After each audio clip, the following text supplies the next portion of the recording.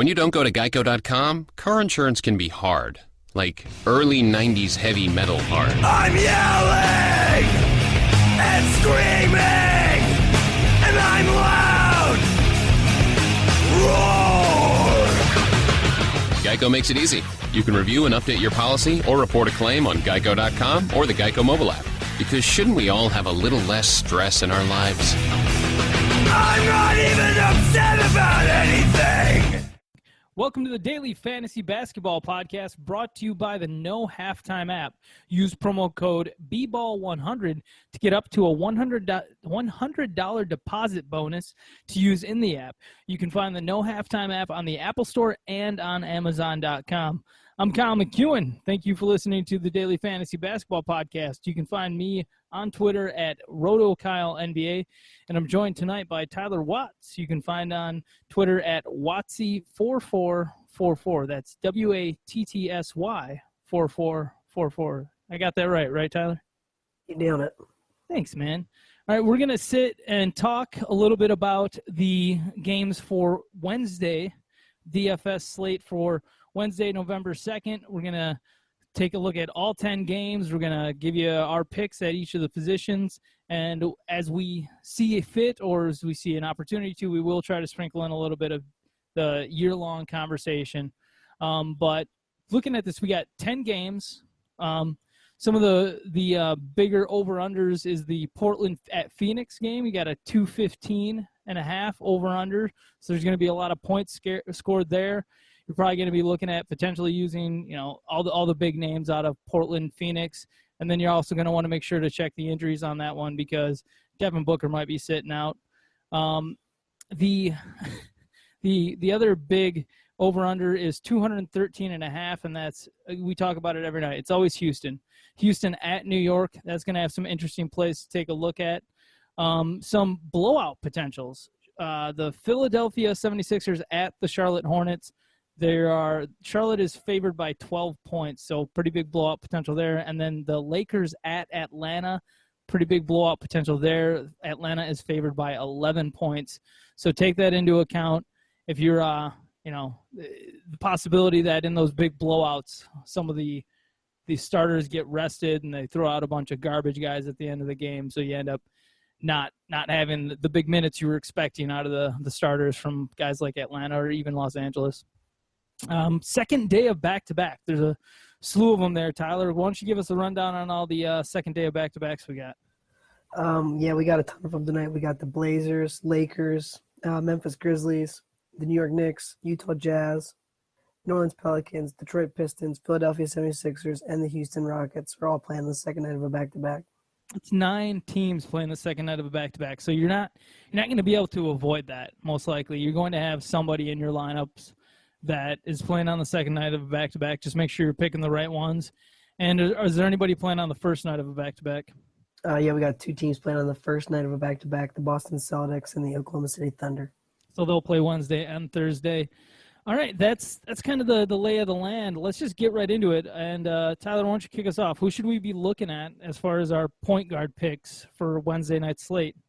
Obviously, top option on the board and the most expensive guy of the night is Russell Westbrook. He's obviously averaging a triple-double this season. They're at the Clippers tomorrow, and he would be $12,000 on FanDuel. I dug this up. Last year, he averaged 27 points, 12.3 assists, 7.5 rebounds, and 2.5 steals against the Clippers. And that was with Kevin Durant, so good Lord knows what he's going to do now that he's running the show by himself. Yeah, and the thing is, you see that huge price tag for Westbrook, the $12,000, but it's actually down $1,000. It was up to $13,000 on a couple nights ago, so that's interesting to see that you're getting a little bit of a discount from a certain perspective. But he's been getting 60-plus points almost every single night. He had 58 points on the first game, 80 points in the Thunder's second game, and then another 68 FanDuel points in the Thunder's third game. So you're likely going to get value on Westbrook. There's no reason not to throw him in your lineup because you're going to get all the points that you're paying for. Totally agree there. And then he's matching up against Chris Paul, who's 9,000. Now, he hasn't hit that value yet this season, really. But, I mean, going up against Westbrook, who's got to do so much on the offensive end, you got to feel that Chris Paul's got a good chance to finally meet the value against the Thunder. We've seen 41, 31, and 44 FanDuel points out of Chris Paul so far this season. So 9,000 might scare me off a little bit, but you're right. Eventually he's going to end up hitting that mark of about 45 points. And we saw him put up plenty of 50-point nights, even a couple 60-point nights last season. So you know that Paul is capable of doing that. Totally agree. Then we got the game that you highlighted at the beginning, Damian Lillard against Eric Bledsoe. Lillard's 9.9K, which I thought was a little bit high. What do you think about playing him tomorrow? It's high, but he's had a couple of 50-point nights. You know, we always talk about hitting value. You want to get 5 points per essentially every $1,000 you spend. So if you're spending 99.9K on Lillard, you're hoping to get about 50 points out of him. And then there's a good chance you're going to do that. And then looking at the matchup against Phoenix, I don't know why you wouldn't want to have Damian Lillard in a lot of lineups. Definitely your tournament lineups and even your cash lineups. He's just a good play on Wednesday night. Totally agree there. And then he's matching up against Bledsoe. And, I mean, we all know Lillard has some trouble on the defensive end. I actually really like Bledsoe tomorrow at 7.5K. I think that seems like a real good value. Yeah, definitely. It may not. The problem with Bledsoe is we haven't seen him kind of go off yet this season. And if it's going to happen, you would think, well, if Devin Booker potentially sits out another game on Wednesday, which Booker is questionable with that sprained toe that he has, then you would think that there's going to be more opportunity for Bledsoe to kind of show out and put up one of those big nights that we know he can. But we haven't seen him break that 40-point threshold yet this season. We've seen him put up 28, 37, 38, and 26 FanDuel points over the first 4 games. So I'm comfortable spending 7.5K on Bledsoe, and I think that he's going to get at least – he's pretty much going to hit value for you. But those 2 games where he didn't so far, it does kind of make you wonder, is Earl Watson just not – giving Eric Bledsoe his due this year, or are they marginalizing him in the rotation enough that he's just not getting the usage rate that he used to get? So. I totally agree. I think they're trying to make it Devin Booker's team, but like you said, Devin Booker might sit out. Yep. So I mean that could make a big difference too. Totally. Next guy we kind of wanted to get to, Mike Conley. Now, what was his situation tonight? He just sat out because of rest, right? Yeah, it's the Grizzlies have had like 4 games in 5 nights, and they rested Conley and Gasol in that first back-to-back set just by managing their minutes in the 2 games. But for this back-to-back set on Tuesday and Wednesday, they decided to rest Conley and Marc Gasol. So that's good. You know, as far as looking at the fact that Conley's going to play on Wednesday night and he should get his regular complement of minutes, so you do like that. He is at 6.6K, and so you're going to be expecting about, close to 35. You're going to want between like 33 points out of him or so. And I don't know if I trust Mike Conley to get that, but given that he rested, we might see another 38 minutes out of him.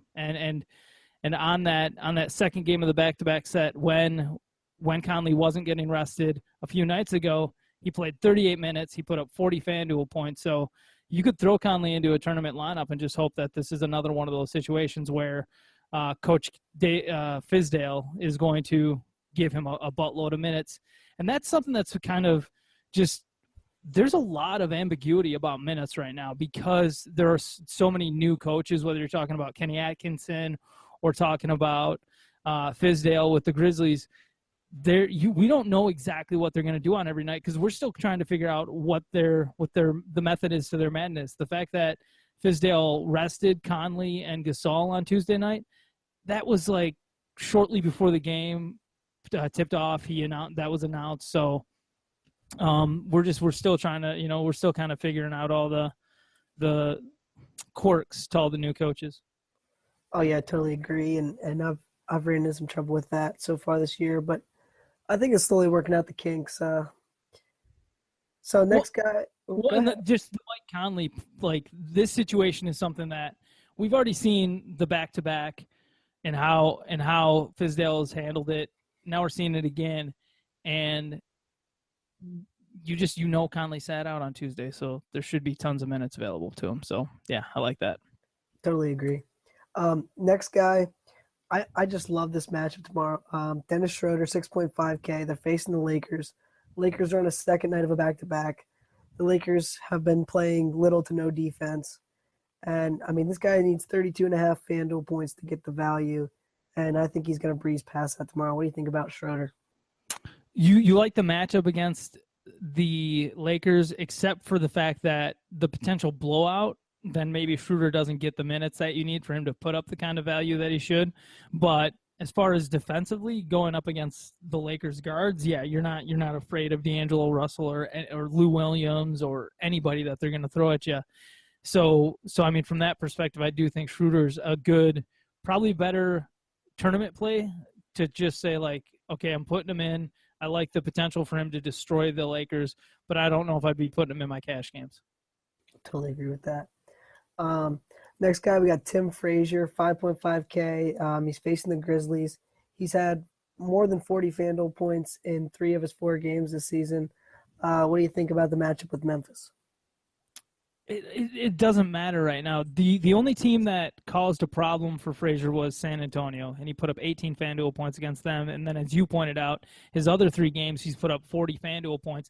And they've kept his salary at around this 5.5K mark. You just have to keep putting Tim Frazier in your lineups and just capitalize on it for as long as Jrue Holiday is out.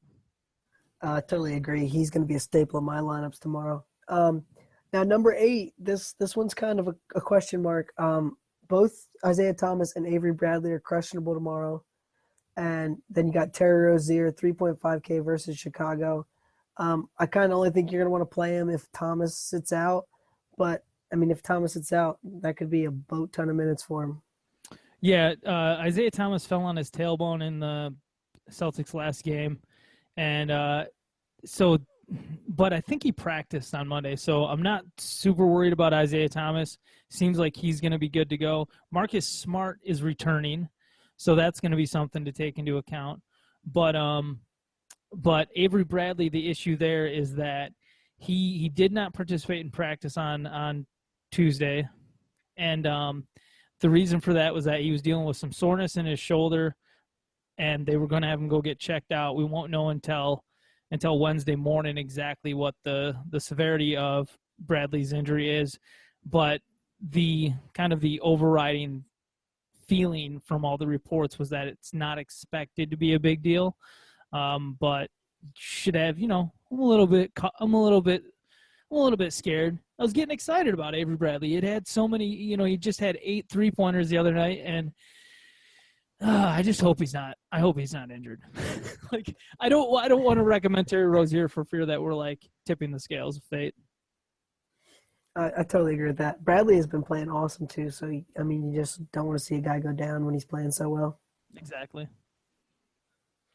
All right, yeah. So those are the point guards that we like for Wednesday night. Looking at shooting guard though, as soon as you get to the top of the list, Harden, 11.2K. He's playing at New York. You love the matchup there. And Harden put up 72.9 FanDuel points on Tuesday at Cleveland. He's just this new Rockets offense. It's going to lead to some amazing games. And at 11.2K, I think you've got a good chance of Harden. Look, you got to put him in your tournament lineups. If you are afraid of investing that much money in him, or you don't want to spend that much money on him, fine. But throw him in a couple of tournament lineups, because if he can put up those crazy big games that can help you win the tournament. I totally agree. I mean, hard to bet against James Harden at this point. And then another guy to consider, CJ McCollum, 7.3K. You don't necessarily love the price that you're paying there, but you love that matchup at Phoenix. It's just going to be a high-paced game, and with two teams that kind of focus all of their offense on their guards, you just hope that they don't play much defense on each other is what I'm hoping to see. I think that's probably what you will see, so it's a safe bet. Good deal. Another guy that I like is DeMar DeRozan, 8.1K at Washington. Through his first 3 games so far, DeRozan's put up 42, 44, and 42 FanDuel points. He's getting value for you. So it's just a safe play, and you're going to get big points. Clicking on the FanDuel thing to see 105 points scored in 3 games. Actual points, not FanDuel points, just jumps right off the page. Like, he's just been crazy, scoring at a crazy high rate, and got to bet into the winning streak, right? I actually really like him tomorrow against Washington. Yeah, yep. And Dwayne Casey, somebody questioned him today about the offense that Toronto runs and the fact that it is so ISO heavy and that they rely so much on DeMar DeRozan. And he was like, look, these are the guys I have. You think I don't know that there's other options out there for offense that we could play? But you go to your strengths, and the guy I have, or the guys I have, are DeRozan and Lowry, and they're really good scoring with the ball. So that's what we do. So it was kind of fun to see him kind of get worked up, because he said I'm not a complete moron. He said that to the media, and it was just kind of like, whoa, all right, dude. I guess maybe we should all back off. You know what you're doing, and you guys are winning, so good for you. Eric Gordon, another guy to consider, 5.3K at New York. Another you like the matchup, and then Gordon's a safe play. He's going to get close to value, or he's going to get value at 5.3K for you. He's going to score 20 points or over, close to 25. And then at New York, I feel like there's the potential for him to do a little bit better. I just feel like it's a safe play. Yeah, you love that offense D'Antoni's running, just letting him fire 3-pointers. I think it's a pretty safe play. And we even saw on Tuesday night, Gordon was out there. It wasn't for long, but there was a stretch where Eric Gordon was left out there as the point guard. It was him and KJ McDaniels in the backcourt. They didn't have Harden out there. They didn't have anybody else out there, Tyler Ennis or Bobby Brown. So that's my puppy. Beyond Eric Gordon, Kentavious Caldwell-Pope has had 2 back-to-back really nice games, 28 and 35 FanDuel points. The Pistons are playing at Brooklyn. He's just 4.5K, so it just seems like I don't like to recommend chasing points. Caldwell-Pope can go up and put up a complete dud because a lot of his value is kind of tied to whether or not he's hitting his shots, and he's definitely been hitting his shots the last 2 games at ridiculous rate. That's not sustainable. But at Brooklyn, I like the situation. I like the price. And that's the one thing that's, when we say don't chase points, the problem is that sometimes the salary is just still too good. So maybe chasing points means it's more just to say don't chase points unless you have a reason to keep going back to the well. So, and with Caldwell-Pope at 4.5K, I think there's reason to keep going back to that well. To hit the value of 4.5K, you're looking at like 22, 23 FanDuel points. I think that's a pretty easy get, especially against Brooklyn, who hasn't been playing the greatest defense in the world. I like that. Cool. Hey, thanks for agreeing with my pick. Alan Crabb at 4.3K against Phoenix. Crabb's been putting up decent numbers, close to value every single night. 4.3K. This is more of a recommendation of saying if all you've got left is 4.3K and you need to fill your shooting guard slot, consider Alan Crabb, because I think he'll at least give you value for what you spend on him, especially in that game against Phoenix. Can't argue with that. Thanks, homie. And then Brandon Knight at 5.8K against Portland. This is mostly just like if Devin Booker's out, they started Brandon Knight in the last game with Devin Booker out. You would hope this is a tournament play for me. I'm not putting Brandon Knight in any of my cash lineups because he'll go out there and he'll do nothing sometimes. He'll do nothing. But this is a good situation for him. It's a high-scoring game, and he's at a decent price at 5.8K. I totally agree. I just think that if I'm only playing him if Booker sits out. But if Booker's out, you know how bad that Portland backcourt defense can be. And maybe Brandon Knight, who has been known to go off a time or two, goes off and gives you some great value.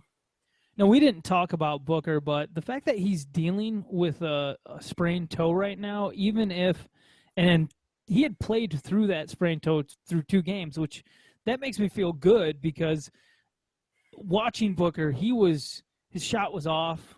He was definitely fighting. Thinking back to it now, you say to yourself, all right, yeah, he was fighting through this toe pain, and he was out there for big minutes against Oklahoma City. And you're like, all right, cool. You can see the kind of silver lining of the situation, even though he wasn't hitting his shots. But it makes me feel a little bit better about Booker's value changing more quickly as if he can get healthy. So I almost hope he actually sits out on Wednesday, just because I want him to get over this toe sprain so he can come out and start putting up the stats that I overdrafted him for. I totally agree. I actually really love Booker.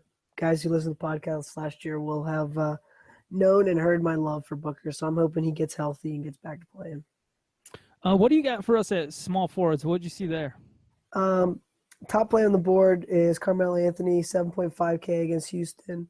Now, he hasn't reached the value you need for 7.5K yet this season, but they're playing the Rockets, who play defense maybe never, and it's Carmelo Anthony. I mean, would it be crazy to see him drop in a 30-point game? I mean, a 30 real point game, I don't think it would be that nuts. You don't necessarily love the fact that Trevor Ariza is going to be matched up on Carmelo, but you do like that price. The 7.5K for Carmelo is nice. There definitely is the potential for him to put up a lot bigger night, and he scored 33 or 34 FanDuel points on Tuesday against Detroit in 35 minutes. He's played 35 minutes each of the last 2 games. If there's one thing that concerns me with Carmelo on Wednesday, it's that the potential for Hornacek to say, okay, we're going to limit your minutes because it's the second night of a back-to-back. And then, oh, man, it would be so awesome. We saw at the start on Tuesday night, the start of the Cleveland game, Kevin Love was just eating Brian Anderson alive. I would really love it if Hornacek just said, "Hey, Noah, you're gonna come off the bench tonight, brother. Okay, we're gonna start KP at center, and we're gonna put Carmelo at power forward because he's gonna go out there and he's going to destroy Ryan Anderson." Because I don't know maybe D'Antoni would then just start Ryan Anderson at center, but then Kristaps would destroy him. Oh, this is why you don't construct crap rosters, Phil Jackson. Yeah, no, that Knicks roster in general is just very, very strange to me. But I totally agree with what you're saying, but who knows what we're going to see. No, and that's just it. The dealing with Hornacek, kind of like we were talking about earlier with some of the coaches, Hornacek's new in New York. We don't know what his game plan is with Carmelo. We don't know how Carmelo's knee is feeling this year. Is he cool? Is he good? Does he need that rest on the second night of a back-to-back? I don't know. But that's definitely something I would just keep an eye on. Check the Basketball Monster Twitter feed, see if there's anything that gets retweeted or tweeted out about in regards to minutes distribution on Wednesday. You want to give the Twitter a plug in case someone's not following? I'm sorry. I just assumed people use the search function, but it is at Bask Monster. That's BASK Monster.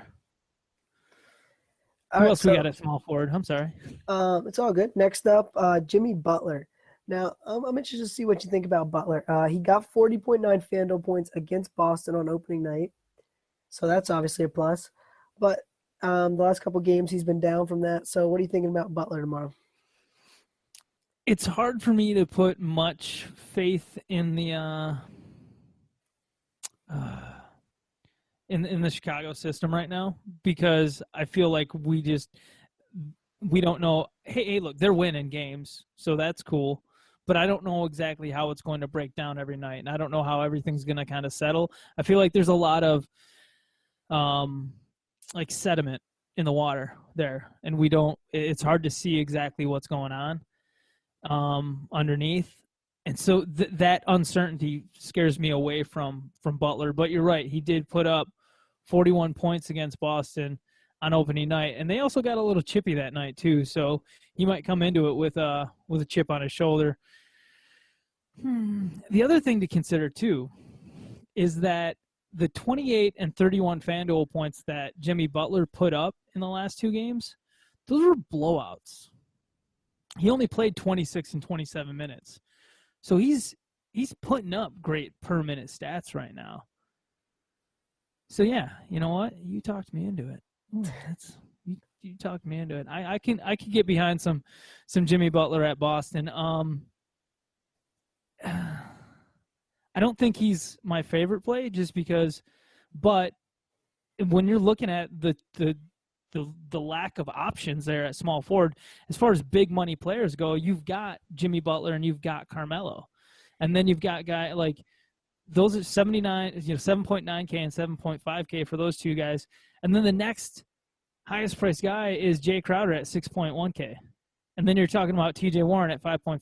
Like there's just not a bunch of good options at small forward on Wednesday night. So if you have to choose to spend big money on one of those two guys, whether it's Jimmy Butler or Carmelo, man, I don't love the Boston matchup, yet he's shown that he can do that.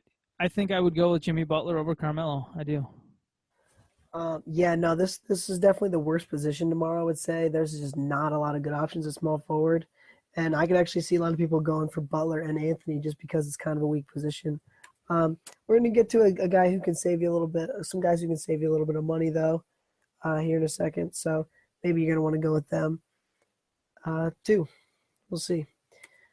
The next guy up for us is TJ Warren, 5.5K against Portland. He's had more than 38 FanDuel points in 2 of his 4 games this year, and I just really like him against Portland tomorrow. What do you think? We've seen 25, 44, 38, and 22 FanDuel points out of TJ Warren. He's just going to cost you $5,500, 5.5K.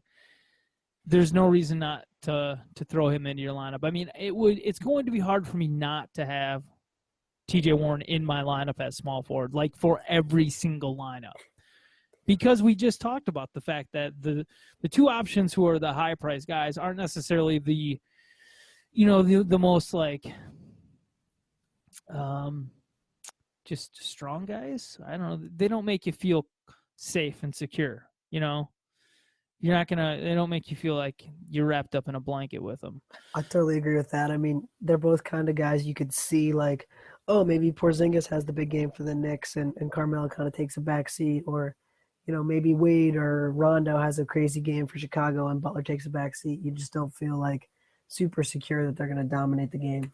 Well, and maybe Marcus Smart gets matched up on Jimmy Butler a bunch, and that creates just a different situation than what Butler had on opening night.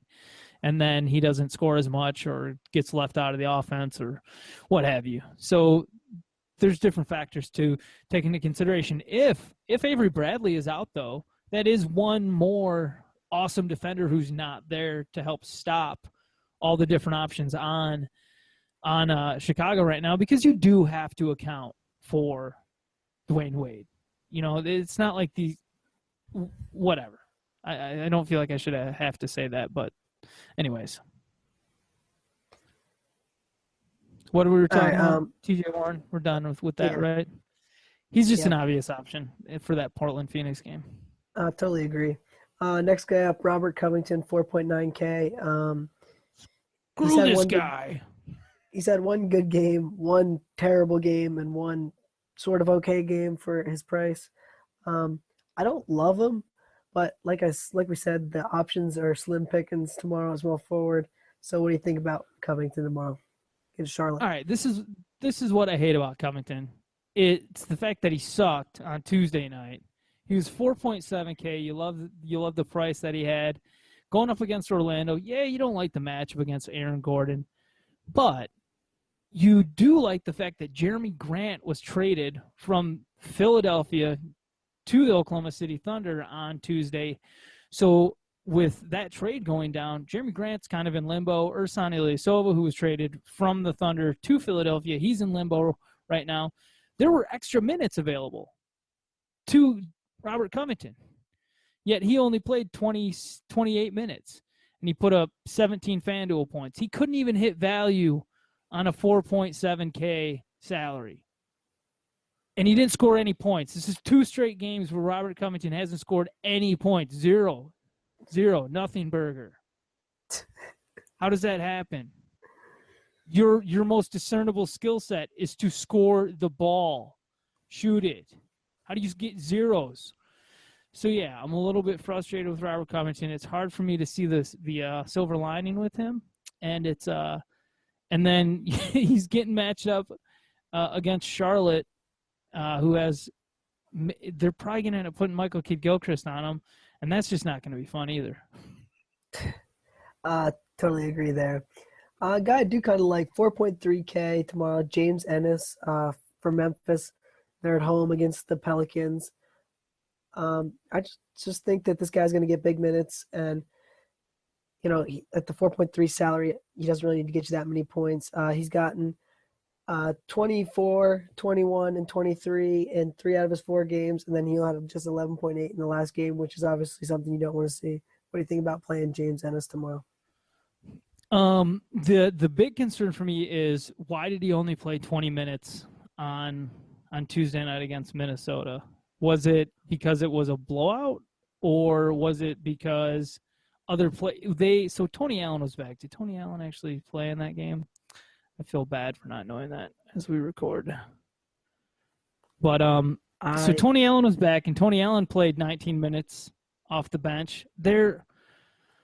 Oh man. Now I'm worried that Tony Allen's going to eat into James Ennis's minutes potentially, but Ennis should be, regardless of if Tony Allen's there. Realistically, Jarrell Martin should lose minutes. I say that, yet Jarrell Martin started and played 26 minutes on Tuesday. David Fizdale is doing some crazy stuff. Troy Williams, who had not played, I don't believe, this season yet, played 29 minutes on Tuesday. I don't know what. Yeah, makes you scratch your head. It really does. I mean, because, yeah, it was fun to see Deontay Davis of Muskegon, Michigan, play 26 minutes. He had 17 points, 6 rebounds, 1 steal, and 2 blocks. Man, that's sexy. You go, boy. Big Reds. Yeah. So, all right. So yeah, I am a little bit concerned. There's kind of like we said at the start of talking about small forwards. There's not a good crop. I would maybe consider looking at Jay Crowder at 6.1K, because in addition to Isaiah Thomas having that tailbone issue and Avery Bradley dealing with the shoulder issue, yes, Marcus Smart is coming back, but Al Horford also, he practiced on Tuesday, but he left right after the practice, did not talk to the media because he was ill.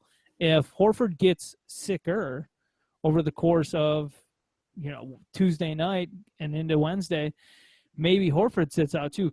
There's the potential here for Jay Crowder to capitalize on the absence of several other Celtics players and potentially put up a pretty nice game. So something to consider there if you're looking at somebody who's 6.1K and all you really want to get back is value.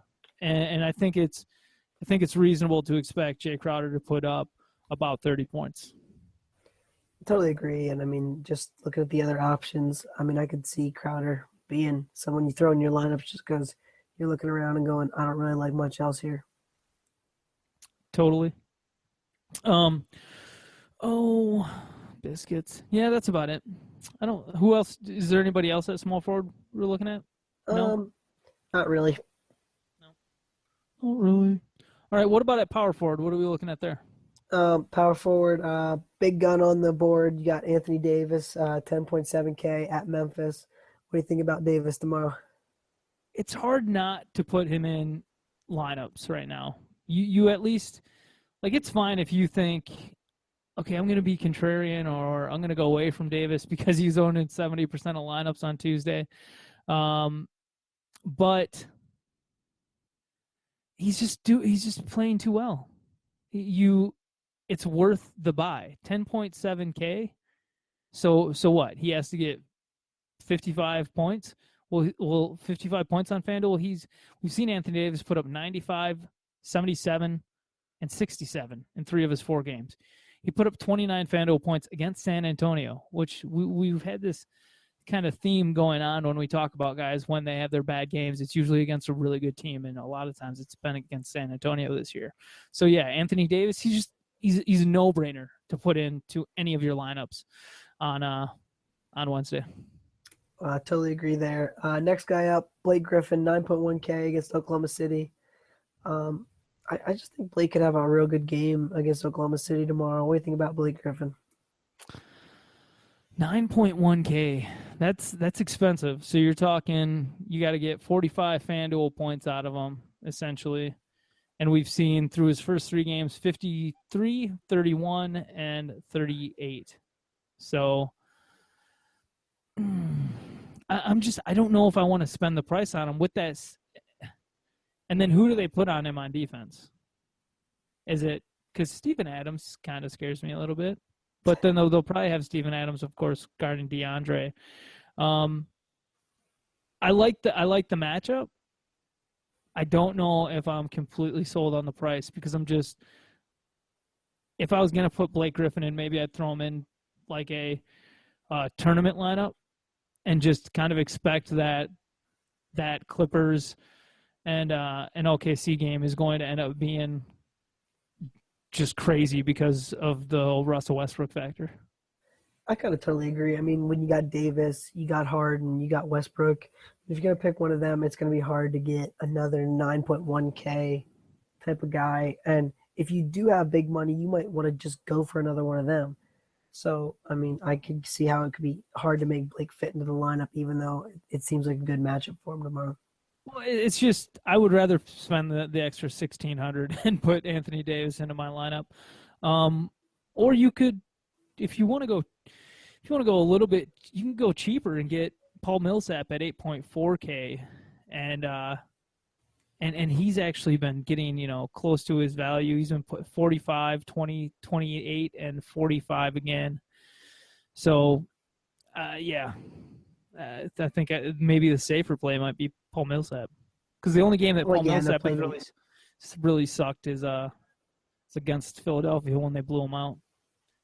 And they're playing the Lakers too, which you gotta love that matchup for Millsap. Lakers been getting up a ton of points and not playing a lot of defense, so I could see Millsap dominating there tomorrow. Next guy on our list, I wrote him down as Kyle's favorite player, so I'll let you talk the most about him. 6.8K against Houston tomorrow, Kristaps Porzingis. You love the matchup. He's Kristaps against Ryan Anderson. He should be able to feast, but we haven't seen Kristaps have a big game yet this season. He's had 28, 32, and 28 FanDuel points in his first 3 games. You need a little bit more than that.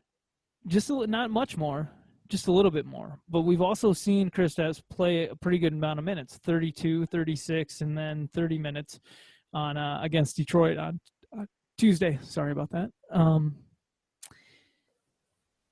I'm probably going to throw Kristaps into some tournament lineups because I'm still just kind of waiting for that breakout. But I have less. Let's say this: the Knicks have played Cleveland, Memphis, and Detroit. Houston's a much better matchup. Hell yeah, let's put him in. Let's get Kristaps in all of our lineups, every single one. No, just throw Kristaps into some tournament lineups. I wouldn't throw him into my 50-50. He's putting up decent value. He's getting close to his value, but I probably wouldn't be using him in my 50-50. But against Houston at home, Ryan Anderson's bum butt on defense. Yeah. Let's do some Kristaps on Wednesday. I totally agree with that. Next guy on the board, JaMychal Green, 5.0K against New Orleans. Now, the trend's been going down for JaMychal Green, so that maybe that's not the best thing. But, he needs 25 points, which he hasn't quite gotten yet. But he's probably going to have to go against Anthony Davis, which you don't love.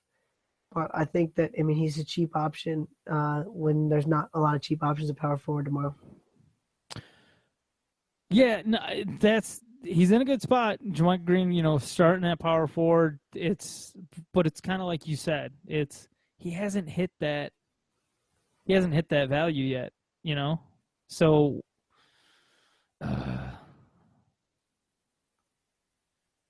Well, it's possible.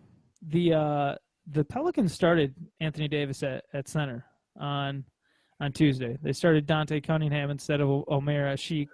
So it's possible that we actually see. No, do they guard? Who do you think they guard Anthony Davis with? Is it more JaMychal Green or is it more Marc Gasol? Or will New Orleans go back to their bigger lineup and put AD at power forward and put Asik at center again? I think they're going to go back to the bigger lineup just because I don't think they want Davis guarding Gasol when Gasol's on offense. Personally, but it's not my decision. Yeah, no. I realize that, but no, I agree. I probably agree that I think they're probably going to go back to the bigger lineup. Who else we got at power forward? Next guy up, Markieff Morris, 5.8K against Toronto. The Basketball Monster projections that we use really liked Markieff tomorrow as far as a value play. So what do you think about Markieff? Yeah, Markieff at 5.8. You're hoping to get about 30 points out of him FanDuel-wise. I think that's completely possible. He played 35 minutes in their last game, 28 minutes on the opening night. I like that he's had a couple days of rest. I do like that. I think Markieff's a good play. I would probably if you had told me I had to choose between JaMychal Green and Markieff, I'd be like, please God, let me have that $800 so I can get Markieff into my lineup. Totally agree. Yeah, I like Markieff. Totally agree with that. All right, so we got two more. Ryan Anderson, 5.5K against the Knicks. I just feel like in tournaments, Ryan Anderson is one of those guys who could hit like 8 threes in any one game. And the Knicks, maybe don't play the greatest defense in the world. And if Anderson gets hot, I think you throw him to a tournament and maybe get lucky. Yeah, I'm completely fine throwing Anderson into a tournament. He's been pretty frustrating though so far as not. We've seen 26, 27, 18, and 7.8 FanDuel night out of them so far. They've played Los Angeles, Dallas twice, and Cleveland. You definitely like the New York matchup better than the other ones, but I don't like Kristaps. I like New York as a team being crappy, but I don't like Ryan Anderson matching up against Kristaps Porzingis because, well, it's scary. It scares me a little bit. All right, good punt play, kind of. I just kind of crossed my brain. Frank Kaminsky, 3.9K against Philadelphia. Now, he just came back from that injury, obviously. He's only played one game. But there's kind of that flux in Philadelphia tomorrow. Don't know if Irson's going to play after the trade, all that. They're on the second of a back-to-back. I just think maybe Kaminsky could sneak in there in a tournament and give you some decent value against Philly at only 3.9K. Yeah, I definitely think that he can hit value for you easy on that 3.9K. That seems like a simple task for him to accomplish. And the Hornets have talked about playing him more at center. As long as Roy Hibbert's out, I like that play. Definitely a good punt play. Totally agree there. Ready to move on to the centers? Yes, I am. All right, I'll let you take the lead on this one because he plays for your Pistons. 8.0K tomorrow at Brooklyn for Andre Drummond. What do you think about Drummond tomorrow? What do I think about Drummond tomorrow? And you know what? I have been talking him up a little bit from the perspective that he's looked really good lately. But he didn't have the most exciting game ever on Tuesday. Put up just 32.6 FanDuel points in 35 minutes against the Knicks, you would have looked at that and said, "Oh, that's a good matchup." One thing that scares me about Brooklyn is I'm okay with the price tag on Drummond, paying $8,000 for him, expecting him to get 40 FanDuel points. Yeah, that should be that's pretty much all he has to get, right? Yeah. Yeah. So yeah, I can definitely see that happening. What scares me about Brooklyn is watching the Pistons against Brooklyn in the preseason with even Brook Lopez stretching out to the three-point line. They always have 5 guys out there stretching out to the three-point line, essentially. And that pulls Drummond a little bit away from the hoop. So that scares me because that means he's not there for rebounds. And that's one of his biggest, that's his biggest value. That's where he gets all of his fantasy points from his huge rebound number. So something to consider. With that said, 36 and 35 minutes out of Drummond the last 2 games. That's awesome to see that Van Gundy is finding a way for Drummond to get out there and get big minutes. So I love that. Totally agree there. This actually surprised me. This was one of the most surprising things of the night for me when I looked at the prices. Dwight Howard is the top center, 8.2K. Now you love the matchup tomorrow against the Lakers, but it actually really surprised me that his salary was that high. So what do you think about playing Dwight tomorrow? I'm afraid that we've only seen 41 and 38 and a 17-point FanDuel production out of him so far, and then I just don't know if I'd want to spend that money on him. If I had to choose, if you're sitting there, you only get to pick one center on FanDuel. So if you're sitting there and you have to pick between Drummond and Dwight Howard and you're looking to spend big, I think I'd rather take Drummond against Brooklyn than I would Dwight against the Lakers, simply because I'd be worried about that blowout potential. Totally agree there. I actually thought Howard would fall like somewhere in the 7,000 range, and I thought he would be a decent play, but at 82, I just think it's a little too high for me. Next up, we got Rudy Gobert, 7.1K against Dallas. I don't know that I love this play tomorrow, but, I mean, he's gotten 32.8 and 37.1 FanDuel points in his first 2 games, but then only 23 and 20 in the next 2. So what do you think about playing Gobert tomorrow? I think it's worth throwing him into a tournament lineup if you want to. We talked about the fact that game, the Utah and Dallas game, Dallas at Utah, has such a 188 over under. They're not expected to be a lot of scoring in this game. I'm like I said, I'm fine throwing Gobert into some cheap tournament lineups to see what happens in this game. But at the same point, thinking to Dallas, Dirk is supposed to be healthy and back. Darren Williams is supposed to be he practiced. He's supposed to be okay. J.J. Barea and Wesley Matthews both sat out. And there's it just seems like there's those guys sat out practice on Tuesday. So there might be some guys out. You know what I'm always looking for whenever there's a shot blocker? I want to know, are guys going to be going to the hoop? Or is there going to be a bunch of jump shots? Because if guys are going to the hoop, then there's more of a potential for blocks to happen. So looking at Dallas's lineup, just in general, you think of guys like J.J. Barea going to the rack a lot, but he's also super good at avoiding, guys blocking his shot. So I wouldn't say that I love Gobert, but I could definitely see kind of going with him as a contrarian pick at 7.1 because he can definitely put up value on that. Totally agree. Next 2 guys, they're going head to head against each other tomorrow, which we already talked about a little bit. DeAndre Jordan, 7.5K against Oklahoma City, and then you got Steven Adams, 5.0K at LAC.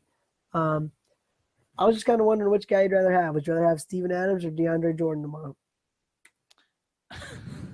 Steven Adams or DeAndre. Oh, man. I'm rooting for Steven these days. He put up 39 FanDuel points in the Thunder's last game. played 29 minutes. He's played 35, 39, and 29 minutes in the first 3 games. You love how much run Steven Adams is getting. He's scoring more points, real points, than what we anticipated, and even getting more steals than what we thought. So I definitely like the price on Steven Adams. I think it's getting Steven Adams into some of your tournament lineups is an obvious thing to do. I'd be comfortable with Steven Adams. I'd be comfortable with him at 5,000 in cash games, but for the most part, I'd be wanting him in there for my tournament lineups. And if I had to choose between those two, I think I'd take Steven Adams just based on what we've seen so far this year. But at the same point, we know that DeAndre Jordan can go out there and put up 50-point games on FanDuel. So from that perspective, as far as whose ceiling is higher, probably Jordan's right now. But who I'm going to take out of those two, I'm going to take Steven Adams at 5K. That took way too long to get to. But thanks for listening.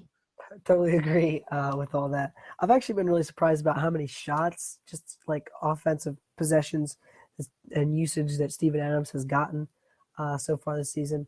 And I actually really like Steven Adams at 5K tomorrow. All right, 2 more guys. We're almost done here. We got Gortat tomorrow, 5.9K against Toronto. The Basketball Monster projections really love Gortat tomorrow. So what do you got to say about him? You like the fact that Gortat's had Mahinmi out all season so far, so Gortat's been able to get a little bit more of the run there. And you definitely are comfortable with the 5.9K price in a general sense. You like that you're getting somewhat of a discount on Gortat. He's went down from 6.5 to 6.3 now to 5.9K. He's only put up 19 and 29 FanDuel points through the first 2 games that Washington's had, but he's played 32 and 37 minutes. He's getting the minutes. The opportunity is there. The price is right. I'm definitely okay using Gortat. I don't think that he's a high upside guy. Now, what about on this situation with the back-to-back with Philadelphia? On Tuesday, they started Embiid, and he played 24 minutes, and he had a huge game. I believe it was 18 points, 10 rebounds, 4 blocks.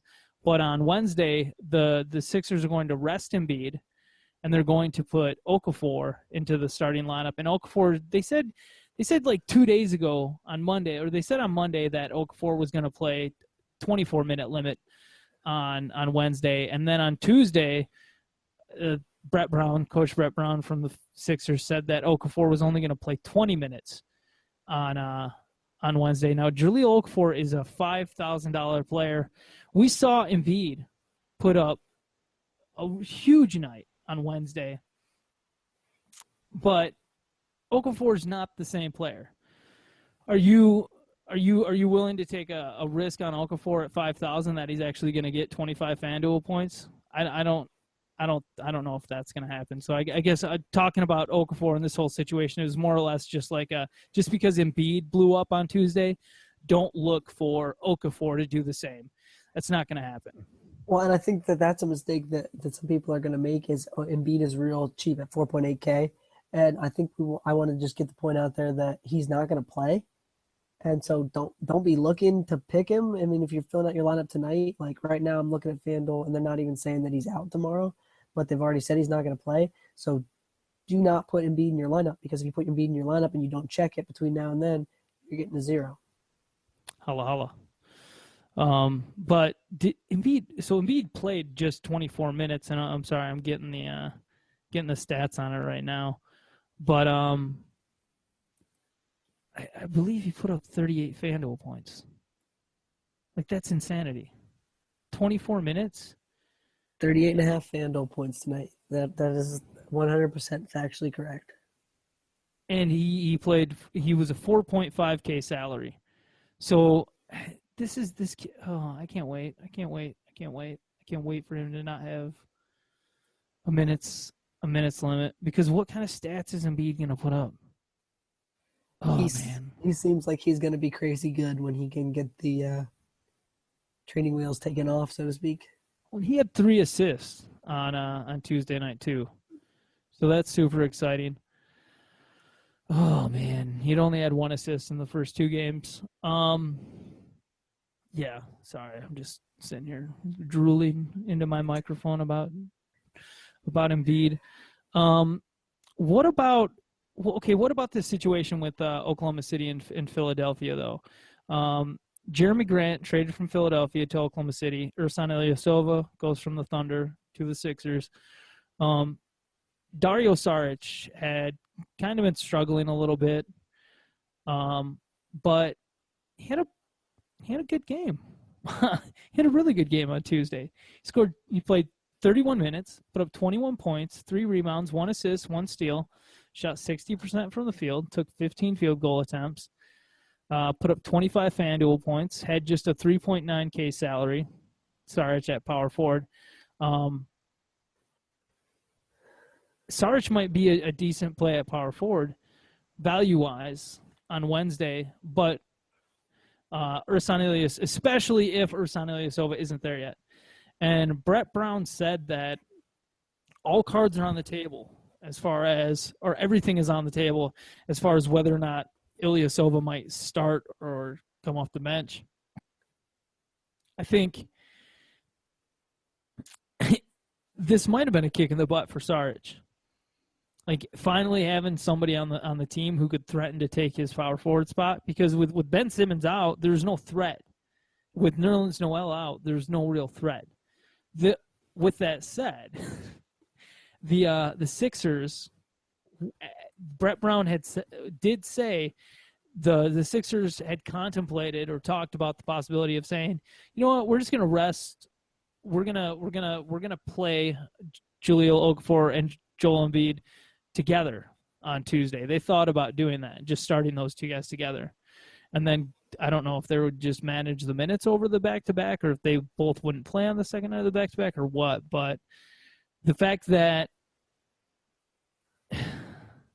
it's really good for Dario Saric's path forward for the next few games at least, or the next game on Wednesday, that he had a good game Tuesday night. Because it sounds like Saric's role was somewhat in question, and it's even possible that look he has to hit 3-point shots. He has to stretch the floor in order for the Sixers to play him next to Embiid and Okafor. At least that's the way it sounded from Brett Brown on Tuesday. So if Saric finally is figuring out getting his groove in the NBA, maybe this will all work out. What do you think about Ilyasova on Philadelphia? What do you think about Jeremy Grant on OKC? Are either of these guys worth a pickup in standard leagues? They're worth a pickup, I guess, in the sense that maybe you get a lottery ticket. I feel like Ilyasova is like the ultimate tease. I mean, we see a crazy game, where he puts up 15 rebounds or 30 points and everyone thinks he's going to be wonderful, and then he just never gets the consistent minutes. So I'm not rushing out really to get either one of the 2 guys. Oklahoma City needs some wing players, so I could see Grant getting minutes, and he's good for like the defensive category, steals and blocks, but I'm not crazy big into getting either one of them. If I was going to take a flyer on one of the 2, it would be Jeremy Grant, and it's from the perspective that even if Ersan were to start, Brett Brown talked about Dario Saric like he wants him off the bench anyways. Like he wants to treat him as this do everything guy off the bench for the Sixers when Ben Simmons isn't in the game. How do you build a team around Joel Embiid? Because everything should be about Joel Embiid, everything. And when Ben Simmons comes back, oh man, it's just going to be awesome. I can't wait. But anyways, what I was saying, essentially, I'm sorry, I actually got lost kind of daydreaming. What was I saying exactly? Well, I don't know, but all I wanted to say was it's crazy to think how like terrible the Sixers were to watch just like last year and the year before. And now how much your mouth waters thinking about watching them with Embiid, Simmons, just like how great they could be. Well, and that's just it. Everybody's down on Sarge too. He's gonna be really good. He really is. I was really impressed with him in the preseason, like the games that I saw, and then like the regular season. I get that he struggled, kind of early on, but I really think he's going to be a good player. He's gonna be awesome. I guess a couple other things. So Jeremy Grant, he's a flyer for me. And then there's the possibility that maybe this Donatas Montague, why did I call him? Donatas Domantas Sabonis, maybe that doesn't work out. The Thunder have been playing him limited minutes, even though they've been starting Sabonis at power forward. Maybe they get Jeremy Grant and they're like, we're gonna go with this crazy, like, essentially we're gonna go Steven Adams, and then we're gonna be Atlanta. And we're just going to make Jeremy Grant our Paul Millsap. Like, we're just going to do that. And if that happens, then yes, Jeremy Grant has potential to be not an efficient player, but somebody who goes out and gets you defensive stats, somewhat like Andre Robertson, only Robertson gets you more steals than blocks, whereas Grant would get you more blocks than steals, most likely. Right? That's how it goes. Some other guys who had some big nights on Tuesday, just really quick. Giannis put up 24 points, 10 rebounds, 7 assists, 1 steal, 3 blocks. He's everything. Giannis is everything. That's all. I just wanted to talk about Giannis for a minute because we didn't get the opportunity to talk about him yet. I don't have anything else to say. He is amazing to watch. I will give you that. Cool. Got anything else? No, that's about it for me, man. I think we got it pretty much covered. Cool. I am Kyle McKeown. You can find me on Twitter at RotoKyleNBA. And this is Tyler Watts. You can find me on Twitter at Watsy4444. And sorry about the voice tonight. I'm a little sick. Hopefully it wasn't too bad. Thanks for powering through, man. We appreciate it. Everybody, I know I appreciate it. Do you have any work anywhere going up right now or anything that you want to share? I'm going to actually, so either this week or next week, I'm going to bring back my stats, trends, and rest of season value column on the Daily Fantasy Basketball Podcast.com. Tight money. And, you can find some crazy articles I read about the Kings and the Trailblazers. If you just follow me on Twitter, I'll be tweeting them out. Cool. All right, and of course you can find all my work on Basketball Monster. Haven't written any articles yet during the regular season, but I'll be having one out this Thursday, and it's gonna be waiver wire, buy low, sell high, dynasty thoughts. Essentially, it's gonna be this grab bag article that I do every week, and the different sections might change from week to week, but I'll always make sure to include different waiver wire guys to consider for different league sizes, and then buy low, sell high guys to consider for trades and whatnot. And then when appropriate, when I have dynasty thoughts about, how certain guys who are younger are playing, whether that's about how Marquise Chris is looking with Phoenix, or how Dragan Bender looked in his 7 minutes of action the other night, like those things, that's what I'll get into. So, yeah. Thanks for listening to the show, everybody. We love you, and have a good day. And we good luck on all your lineups Wednesday night. We love you. Peace.